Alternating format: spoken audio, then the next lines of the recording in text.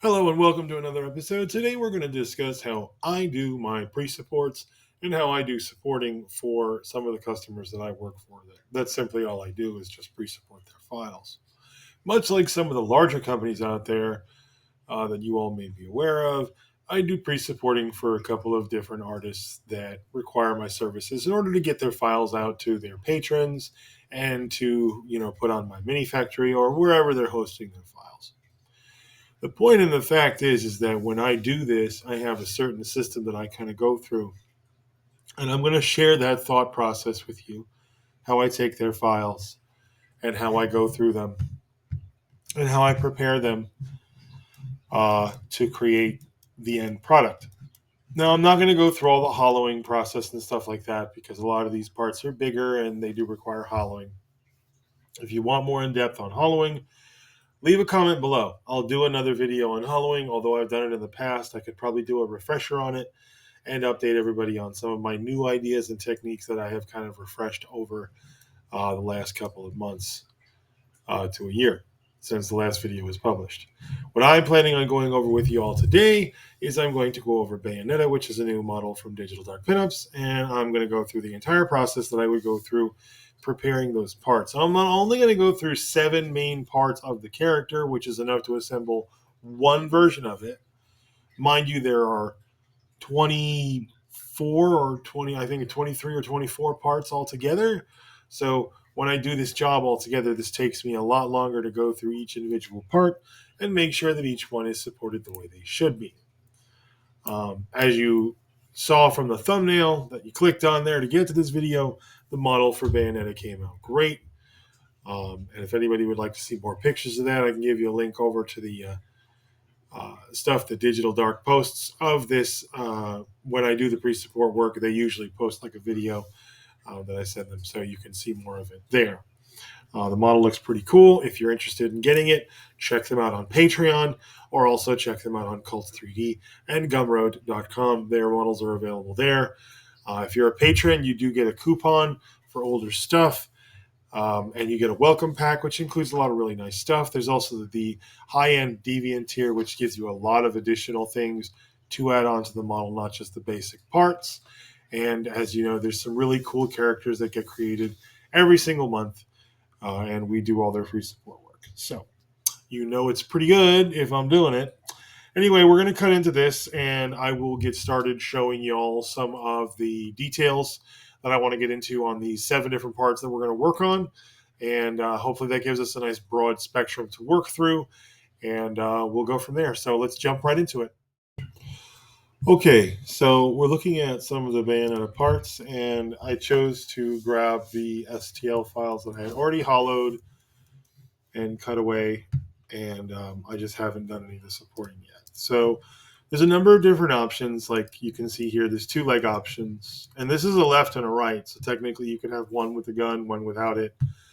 They all have that mesh stocking thing going on. The Deviant edition has the pistol on the bottom, and the regular one does not. So if you were a member of the Deviant tier on Patreon, you'd be getting both of these, whereas if you were a standard member, you'd only be getting the standard leg. Not to say that's a loss. I mean, it's cool. I definitely think the pistol is more signature Bayonetta, so I personally would definitely be going for that one. Now, when you buy these kits on the different sites, I believe you get all the parts with them there. I don't buy them, so I'm not 100% sure how they get sold that way. Now, the first thing I think about, even after I'm done hollowing a part, is I'm going to think about orientation. That's the biggest thing. Orientation is a huge thing. Now, for leg parts like this, I always put the holes down at the bottom, key facing down, and I put the foot facing up. This is to try to give it a nice fat bottom there to stick the supports to, and it tapers up into like a point as it goes up to the top. Also creates lets overhang and islands overall, and allows the object to create in kind of like a cone shape rather than a reverse cone. So a little bit better for supporting. You get a little bit more stability. So let's just take a look at one of these at a time, not both. We'll take a look at the regular one. Now, orientation on this is pretty simple. You want to make sure that the toe isn't sticking out too much like an overhang, and you also want to make sure that the bottom of the leg isn't just going to be flat against the base. So tilt it a little bit this way and a little bit back like that, but not so much so that the entire leg is like this where it's facing that way. That's too many supports that are going to be touching this lace, and you definitely don't want that. So make it, this is about as far as you're going to want to go, because even some of this lace here is probably going to wind up getting supported. Although it's not going to be islands because they're stuck to the leg, you're still going to wind up probably getting in a support or two on this area. And so you want to try and keep that as minimal as possible as far as damage, because you don't want this embossed texture here to be lost or muddied when you print it out and you get your supports on there. So the first thing you're going to want to do if you're working through my workflow is you're going to want to take your resin profile, whatever you're working in, and you're going to need to create 3 different versions of it. So if you're not familiar with this and you're new to Lychee Slicer, what you're going to want to do is you're going to want to select your printer. Then you're going to want to go to where your current resin profile is. If you're working at 50 microns or 35, great. So you're going to want to go in and edit that profile. If you're working in Lychee Slicer, this should look just like this. Then you're going to want to click this little thing up here that says copy. That's going to create a copy of it. You choose the printer that you want to create the copy for, and then you change your settings. In this case, I've already done this, and I don't need to create more copies, so I'm not going to create an additional, but I mean, it creates another copy regardless of what you change or not. So we can go ahead and delete that profile. We don't need that one. And essentially, you're going to do this for 20 microns or 0.02, and then you're going to do this again for 50 microns if you're working at 35. If you're already working at 50, then you're going to need to add a 35.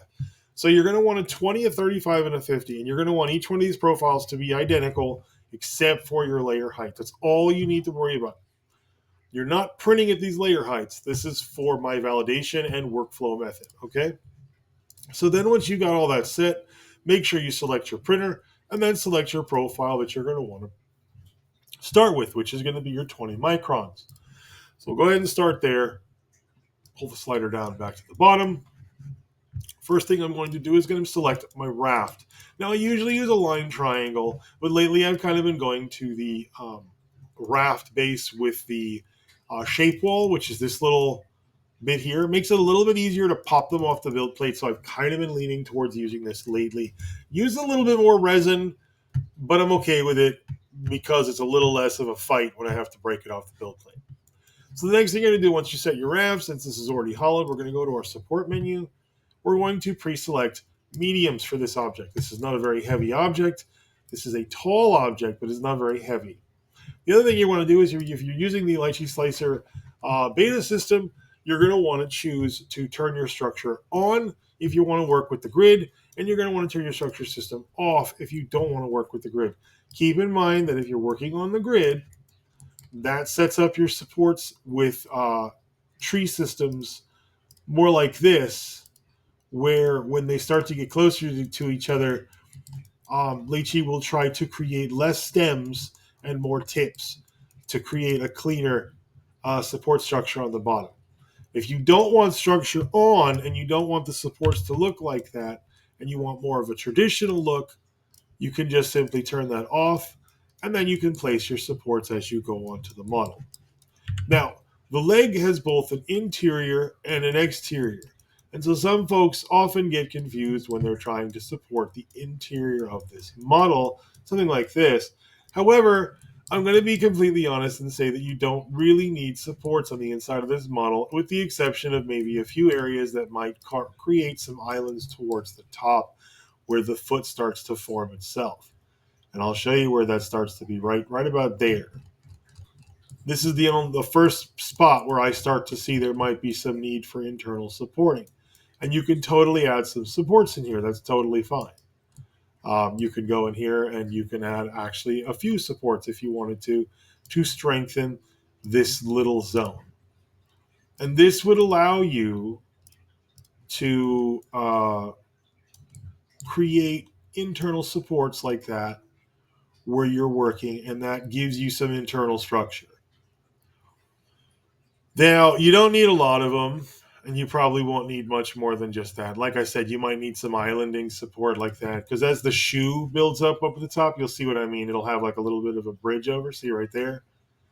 Now that material is going to get stuck to this, but it's going to be real weak and floppy.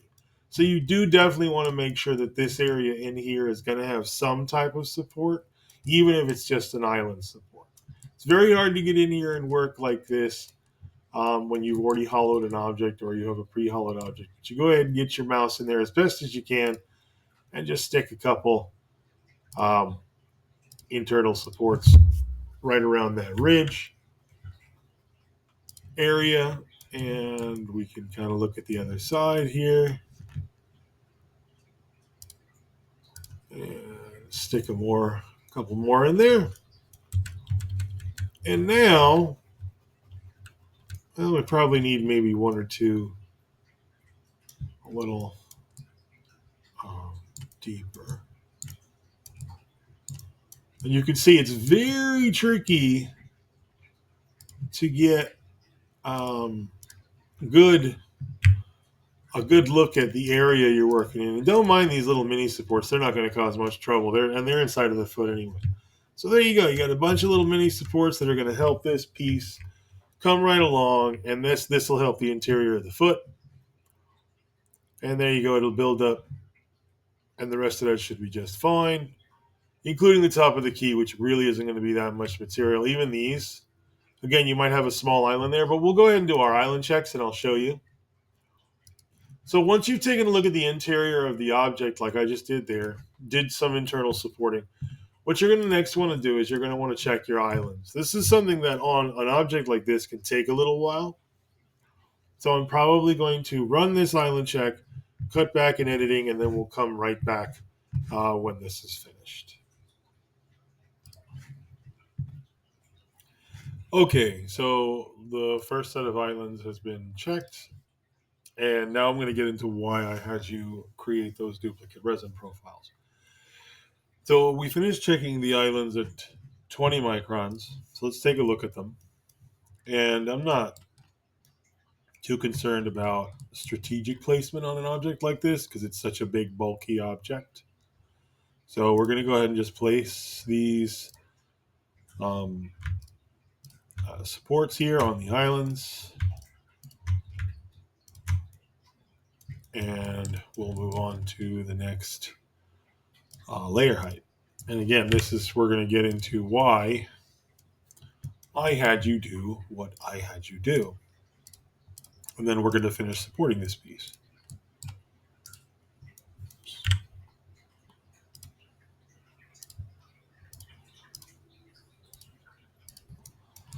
And that is essentially the islands down there. And like I said, we're going to have a few islands up top here. So we put a little mini one there, put another mini one there, probably a secondary mini one there, as to not cause too much damage to the stockings and stuff like that. One more island down here. Yeah, just tap that. Okay, so that takes care of the starter islands at 20 microns. So now we're going to go over to our printer setup here, our resin setup, and we're going to go ahead and select our 35 micron. Now again, we're going from 20 to 30, so we're changing the layer height. So we technically have to check the islands again. And this one I'm not going to edit out because this actually shouldn't take too long. The 20 micron one takes absolutely forever. 35 and 50 don't take very long at all. As you can see, this is not sped up. This is pretty quick. So once that's done, it's going to find some additional islands. And they're going to roughly be in similar spots. Like you're going to, still wind up starting points here. Because we haven't set any other supports on this model at all. So this is quite literally the starting of this model. So you're essentially starting out the support. And then I'm going to show you how to finish it. So 50, and then search. And again, this should be the fastest. Although for some reason that's a little bit slower. That's an odd thing. Usually when you make the layers thicker, meaning 20, 35, 50, the island search should go a little faster. I'm guessing this might just be system resources. It's trying to wrestle with itself. I don't know. The 35 one went pretty quick. This one's taking a little while. But I will just keep talking while this is doing what it's doing rather than editing out another shot, because it'll probably speed up and finish as soon as I click the stop button. But anyway, the importance of this is the more you check your islands like this, the less you're going to have to validate by hand, going up and down through your layers. And I'm going to do that. I'm going to show you exactly how I do that once we're finished doing majority of the supporting on it, which honestly will only take about another 2 to 5 minutes. Pretty quick object stuff like this. And I will do more complex objects as I keep doing episodes like this, but I wanted to start with something simple like a leg. You guys already know how to, support bases and stuff like that. That's easy. So we didn't find any additional islands, so great. So what we're going to do is we need to actually check this as we kind of build it. So what we're going to do here is we're going to take our layer slider and we're going to start from 0, and we're going to build all the way up until we start to see some of the model. And so far, I'm not going to actually remove the supports. I'm going to leave them there visually. Usually, sometimes it gets so busy, I'll take them away. But in this case, I'm going to leave them. So this is your initial slice piece right here. This is what's going to start. So you've got a couple points there that are holding this piece in, which is good. Really all you need. And so we'll build a little bit more of that. And then I'm going to start placing some follow-up points. And I'm going to get a little further away the more mass that I have built here. Okay. And there's that side. Now, it seems excessive and it's only going to be on that side, but we are going to support the rest of this key.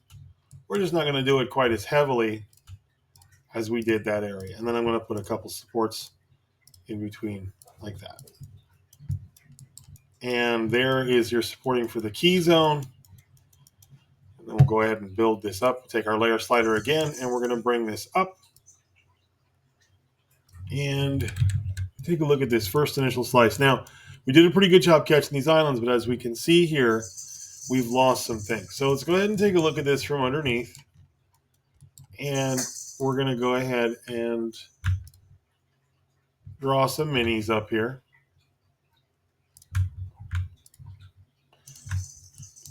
And here we have a complete little section that was actually entirely missed.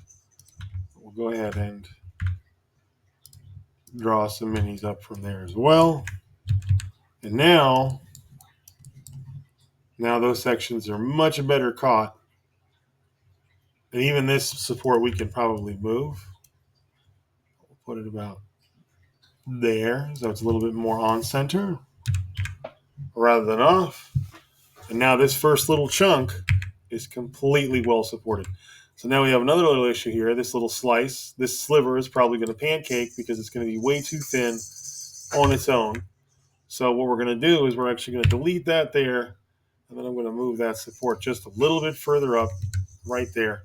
So that way it's actually catching that little piece of material right there that it wasn't catching before. We'll go ahead and keep building this piece up like this as you move your layer slider. And we'll notice that pretty much that's about it for catching any particular islands. Now we just need to finish supporting this because obviously this isn't going to be enough to support this particular item. So let's go ahead and we'll just drag this up.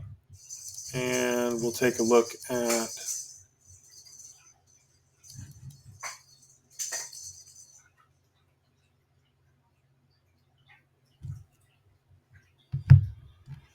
and we can see here where the islands for the buckle are part of it, and we should take a closer look at that because this part, as small as it is, you could get loss of detail or this could get muddled or pancaked. So we'll take a look.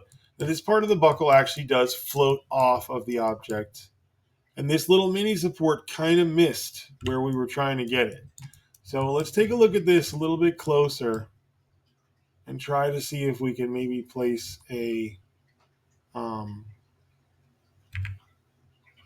see that it actually, we're almost better off placing like a full support there. So I'll go ahead and put a full support there. And we'll move that buckle up. That should actually be enough. And then we'll see how this catches this island here. which is this other section, and that actually looks pretty good. Yeah, that's pretty good. I'm actually pretty satisfied with that. And then I'm just going to have one mini support come down there. And that should give me a little bit better support there for this piece. So that should be fine. Then that will connect to the rest of the model quite quickly afterwards. I don't think it actually has, yeah, maybe like 2 layers there. So that should be fine. The rest of the foot's going to build up. Then we're going to have this little section here, which is kind of floating, but not really. It's like attached and floating at the same time. So I'm going to go ahead and just put 2 supports right there just to make sure it has a little bit more integrity support, because it like connects and then disconnects. I don't want this piece to pop off. It looks like it has the potential to do so. We'll take a look up, and the shoe builds itself up there with the heel and then the front of the foot with really no other additional islands happening there. Okay, so we really need to just finish supporting the model itself. So let's go ahead and take a look. And what we need to do first is we need to encircle the perimeter of the leg by creating a perimeter of supports that are going to go around this flat base section that's going to connect to the rest of the model. And the great thing about supporting them this way with this type of orientation is that this is the part that's going to connect to the model. So if you do a good job with this gapping and you do a good job with your supporting, no one's ever going to see any of the damage these little supports are going to make down here. And I think it's probably the best way to do it. Now, once you get your perimeter, go ahead and create some supports on the inside or infill of your area here. And obviously try to get as much of that checkerboard yellow and orange area supported as possible, because those are the zones that are going to have the most pressure due to the angle. So go ahead and try to get also the most of the perimeter that you possibly can. Don't worry about the density of these supports. If you're using my support settings, these will just quite literally pop right off. I know it looks very dense, but you can just squeeze and pop this right off. They will come right off of these supports. These are very easy to remove with this density, this tip level, and stuff like that. So you should be good. Now, I don't recommend using too many bracings down here, because you won't really need them. It's just going to make this really tight. So you don't need that. You want some flexibility there. It'll make it a little easier to remove, and I think it will print better for you too. So once you get your bottom area supported like that, you get a nice perimeter down there, you get your nice infill area, you can go ahead and move up to the top, and we can add some more supporting up here. Now here's where you're going to want to add some bracings and stuff. So let's go ahead and move over to the structure tab, or if you're using the older version of Lychee, it's going to be under manual tab, and you're going to find a section called bracing. And so what we're going to do is we're going to add a couple supports up here on this yellow area here. Not too many, just like a little web section there. And then I'm going to highlight those. And then I'm going to choose, on this one, we're going to use tall object bracing, and then we're going to add update bracing, and it'll add the bracings there. You'll see it even adds some down here at the bottom to connect this to the structure, to give it a little bit more, less wiggle, I guess, ability. Now we're also going to put a couple more supports up here to help this guy.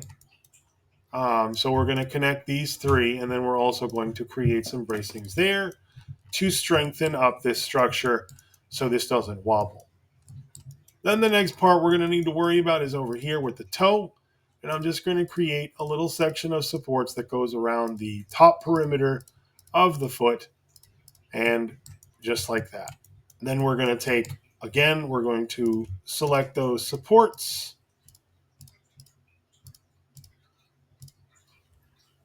And we're going to choose tall object again and auto update those bracings.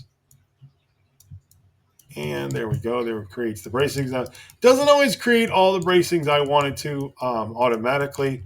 So sometimes I will go in and kind of tweak it a little bit. Like I'll add another support, and then it'll, kind of fill in where I want. It just depends. You gotta play with it, get it exactly how you want it. Now there we go. There's some good supports there. There's some good bracings in between them, and that's looking pretty tight. So now from here, you don't have to check your islands are good. Your everything else is done. Your internals are done. Stuff like that, we're good. All your islands have been checked. The last thing you probably want to do is maybe add a couple more ancillary supports here in the back where some of these yellow spots are, like this arching zone. And I'm even going to brace those.